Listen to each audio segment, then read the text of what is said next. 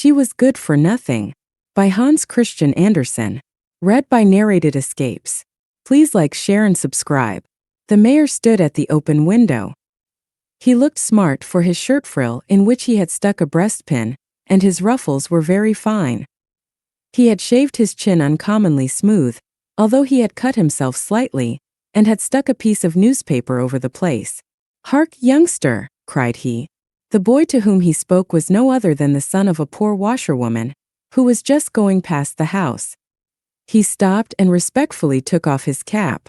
The peak of this cap was broken in the middle, so that he could easily roll it up and put it in his pocket. He stood before the mayor in his poor but clean and well-mended clothes, with heavy wooden shoes on his feet, looking as humble as if it had been the king himself. "You are a good and civil boy," said the mayor. "I suppose your mother is busy washing the clothes down by the river, and you are going to carry that thing to her that you have in your pocket. It is very bad for your mother. How much have you got in it?" "Only half a quartern," stammered the boy in a frightened voice. "And she has had just as much this morning already?" "No, it was yesterday," replied the boy. "Two halves make a whole," said the mayor. "She's good for nothing. What a sad thing it is with these people. Tell your mother she ought to be ashamed of herself. Don't you become a drunkard, but I expect you will though. Poor child. There, go now." The boy went on his way with his cap in his hand, while the wind fluttered his golden hair till the locks stood up straight. He turned round the corner of the street into the little lane that led to the river, where his mother stood in the water by her washing bench, beating the linen with a heavy wooden bar. The floodgates at the mill had been drawn up, and as the water rolled rapidly on, the sheets were dragged along by the stream, and nearly overturned the bench, so that the washerwoman was obliged to lean against it to keep it steady. "I have been very nearly carried away," she said. "It is a good thing that you are come, for I want something to strengthen me. It is cold in the water, and I have stood here 6 hours. Have you brought anything for me?" The boy drew the bottle from his pocket, and the mother put it to her lips and drank a little. "Ah, how much good that does and how it warms me," she said. "It is as good as a hot meal and not so dear.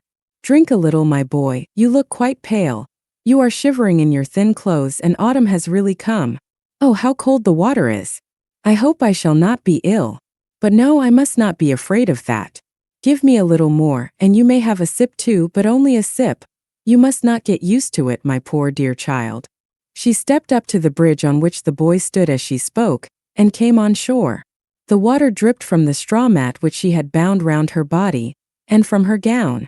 "I work hard and suffer pain with my poor hands," said she, "but I do it willingly, that I may be able to bring you up honestly and truthfully, my dear boy."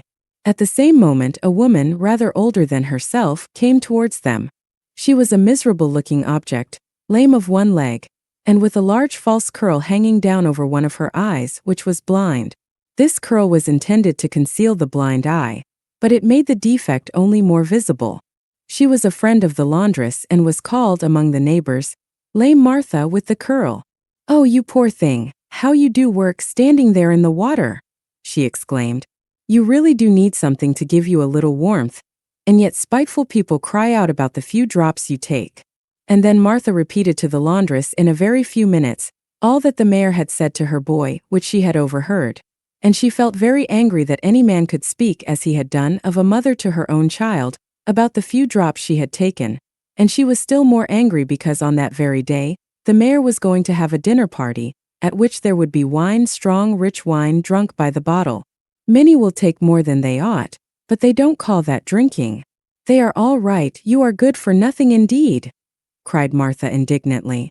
"And so he spoke to you in that way, did he, my child?" said the washerwoman, and her lips trembled as she spoke. "He says you have a mother who is good for nothing. Well, perhaps he is right, but he should not have said it to my child. How much has happened to me from that house?" "Yes," said Martha. "I remember you were in service there, and lived in the house when the mayor's parents were alive. How many years ago that is? Bushels of salt have been eaten since then, and people may well be thirsty." And Martha smiled. "The mayor's great dinner party today ought to have been put off, but the news came too late. The footman told me the dinner was already cooked, when a letter came to say that the mayor's younger brother in Copenhagen is dead." "Dead!" cried the laundress, turning pale as death. Yes, certainly, replied Martha. But why do you take it so much to heart? I suppose you knew him years ago, when you were in service there. Is he dead? She exclaimed. Oh, he was such a kind, good-hearted man. There are not many like him. And the tears rolled down her cheeks as she spoke. Then she cried, Oh dear me, I feel quite ill. Everything is going round me, I cannot bear it. Is the bottle empty? And she leaned against the plank. Dear me, you are ill indeed, said the other woman. Come, cheer up. Perhaps it will pass off. No, indeed, I see you are really ill. The best thing for me to do is to lead you home. But my washing yonder? I will take care of that. Come, give me your arm. The boy can stay here and take care of the linen, and I'll come back and finish the washing. It is but a trifle. The limbs of the laundress shook under her and she said, I have stood too long in the cold water, and I have had nothing to eat the whole day since the morning. Oh, kind heaven, help me to get home. I am in a burning fever. Oh, my poor child. And she burst into tears. And he, poor boy, wept also as he sat alone by the river, near to and watching the damp linen. The two women walked very slowly. The laundress slipped and tottered through the lane, and round the corner into the street where the mayor lived. And just as she reached the front of his house, she sank down upon the pavement. Many persons came round her, and lame Martha ran into the house for help. The mayor and his guests came to the window. Oh, it is the laundress, said he. She has had a little drop too much. She is good for nothing. It is a sad thing for her pretty little son. I like the boy very well, but the mother is good for nothing. After a while the laundress recovered herself, and they led her to her poor dwelling, and put her to bed. Kind Martha warmed a mug of beer for her with butter and sugar. She considered this the best medicine, and then hastened to the river, washed and rinsed badly enough to be sure, but she did her best. Then she drew the linen ashore, wet as it was, and laid it in a basket. Before evening, she was sitting in the poor little room with the laundress. The mayor's cook had given her some roasted potatoes and a beautiful piece of fat for the sick woman. Martha and the boy enjoyed these good things very much, but the sick woman could only say that the smell was very nourishing, she thought. By and by the boy was put to bed, in the same bed as the one in which his mother lay, but he slept at her feet, covered with an old quilt made of blue and white patchwork. The laundress felt a little better by this time. The warm beer had strengthened her, and the smell of the good food had been pleasant to her. Many thanks, you good soul, she said to Martha. Now the boy is asleep, I will tell you all. He is soon asleep. How gentle and sweet he looks as he lies there with his eyes closed. He does not know how his mother has suffered, and heaven grant he never may know it. I was in service at the councillor's, the father of the mayor, and it happened that the youngest of his sons, the student, came home. I was a young wild girl then, but honest, that I can declare in the sight of heaven. The student was merry and gay, brave and affectionate. Every drop of blood in him was good and honorable. A better man never lived on earth. He was the son of the house, and I was only a maid, but he loved me truly and honorably, and he told his mother of it. She was to him as an angel upon earth. She was so wise and loving. He went to travel, and before he started he placed a gold ring on my finger, and as soon as he was out of the house my mistress sent for me. Gently and earnestly she drew me to her, and spake as if an angel were speaking. She showed me clearly, in spirit and in truth, the difference there was between him and me. He is pleased now, she said, with your pretty face, but good looks do not last long. You have not been educated like he has. You are not equals in mind and rank, and therein lies the misfortune. I esteem the poor, she added. In the sight of God, they may occupy a higher place than many of the rich, but here upon earth we must beware of entering upon a false track, lest we are overturned in our plans, like a carriage that travels by a dangerous road. I know a worthy man, an artisan, who wishes to marry you. I mean Eric the glovemaker. He is a widower without children, and in a good position. Will you think it over? Every word she said pierced my heart like a knife, but I knew she was right, and the thought pressed heavily upon me. I kissed her hand and wept bitter tears, and I wept still more when I went to my room, and threw myself on the bed. I passed through a dreadful night. God knows what I suffered and how I struggled. The following Sunday I went to the house of God to pray for light to direct my path. It seemed like a providence that as I stepped out of church Eric came towards me, and then there remained not a doubt in my mind. We were suited to each other in rank and circumstances. He was even then a man of good means. I went up to him and took his hand and said, "Do you still feel the same for me?" "Yes, ever and always," said he. "Will you then marry a maiden who honors and esteems you, although she cannot offer you her love?" "But that may come." "Yes, it will come," said he, and we joined our hands together, and I went home to my mistress. The gold ring which her son had given me I wore next to my heart.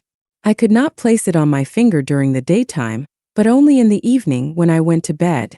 I kissed the ring till my lips almost bled, and then I gave it to my mistress, and told her that the banns were to be put up for me and the glovemaker the following week. Then my mistress threw her arms round me and kissed me. She did not say that I was good for nothing. Very likely I was better then than I am now, but the misfortunes of this world were unknown to me then. At Michaelmas we were married, and for the first year everything went well with us. We had a journeyman and an apprentice, and you were our servant, Martha. "Ah, yes, and you were a dear good mistress," said Martha. "I shall never forget how kind you and your husband were to me." "Yes, those were happy years when you were with us, although we had no children at first." The student I never met again. Yet I saw him once, although he did not see me. He came to his mother's funeral. I saw him looking pale as death and deeply troubled standing at her grave, for she was his mother. Some time after, when his father died, he was in foreign lands and did not come home. I know that he never married. I believe he became a lawyer. He had forgotten me, and even had we met he would not have known me, for I have lost all my good looks, and perhaps that is all for the best. And then she spoke of the dark days of trial, when misfortune had fallen upon them. We had $500, she said, and there was a house in the street to be sold for $200, so we thought it would be worth our while to pull it down and build a new one in its place, so it was bought. The builder and carpenter made an estimate that the new house would cost $120 to build. Eric had credit, so he borrowed the money in the chief town. But the captain who was bringing it to him was shipwrecked and the money lost. Just about this time my dear sweet boy, who lies sleeping there, was born, and my husband was attacked with a severe lingering illness. For 3/4 of a year I was obliged to dress and undress him. We were backward in our payments, we borrowed more money, and all that we had was lost and sold, and then my husband died. Since then I have worked, toiled, and striven for the sake of the child. I have scrubbed and washed both coarse and fine linen, but I have not been able to make myself better off, and it was God's will. In his own time he will take me to himself, but I know he will never forsake my boy.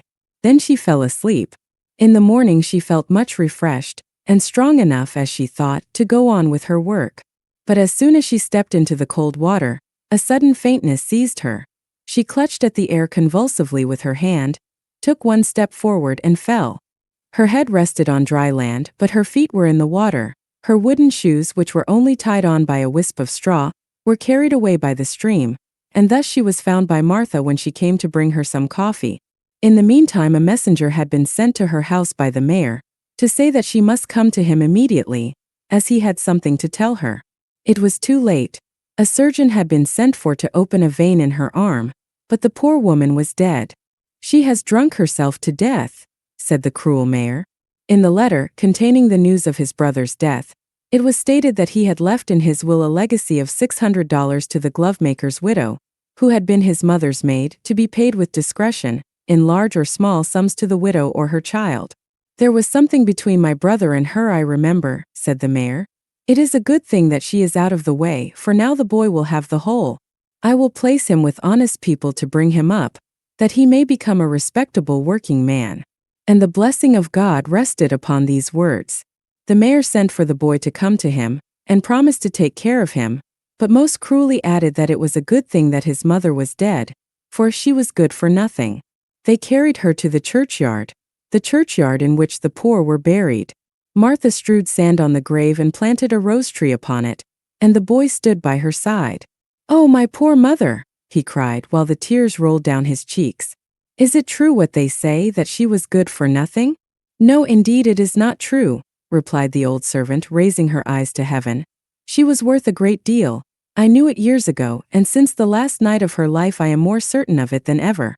I say she was a good and worthy woman, and God, who is in heaven, knows I am speaking the truth, though the world may say, even now she was good for nothing.